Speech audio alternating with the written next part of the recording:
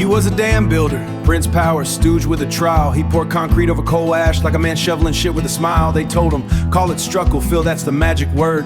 He said, boss, the cracks are showing. They said, son, haven't you heard? We've been doing this since Dan River turned black and 2 lakes away, but we still drink at the same bar and we both know what they pay. To keep us quiet, to keep us fat, to keep the paperwork thin. To keep us quiet, to keep us fat, to keep the paperwork thin. I asked him, why'd you do it? He laughed, the bonus came with a twin. I was a state inspector, my stamp was for sale online. They threw me a retirement party catered with a crystal ball.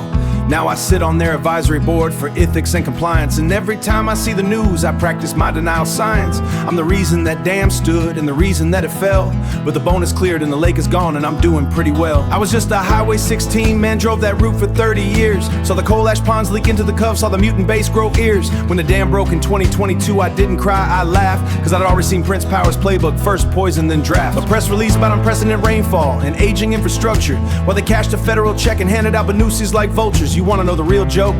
After the Dan River's toxic sludge, I steal a generator from a FEMA truck. I get Fabi, who's the real highwayman. And then in 2020 an earthquake happens and 5-1 fall fell. Prince Power's engineers look at dam, see a new crack a mile long. What do they say? Act of God, force majeure. Not our mind that the coal ash underneath been liquefying for 20 years. Never mind that the dam was built on a very nuclear site from 1961. Never mind that 2 Mark 39 bombs fell in Goldsboro and the government said don't worry. The one thing they couldn't control, how convenient. How perfectly, laughably convenient. I became a highwayman to rob the trucks that Prince Power sent, to clean up their own mess on the taxpayers' cent.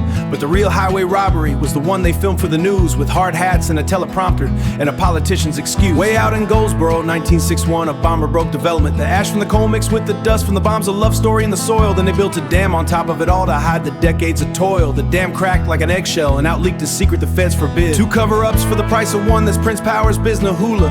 Prince Power sent a no damage reported, go back to your schooler. But I drove to the dam at 3 a.m. with a flashlight and a prayer. One day I seen a hole bigger than a manhole leaking water through the center of the dam. I called the emergency number, they put me on hold for an hour.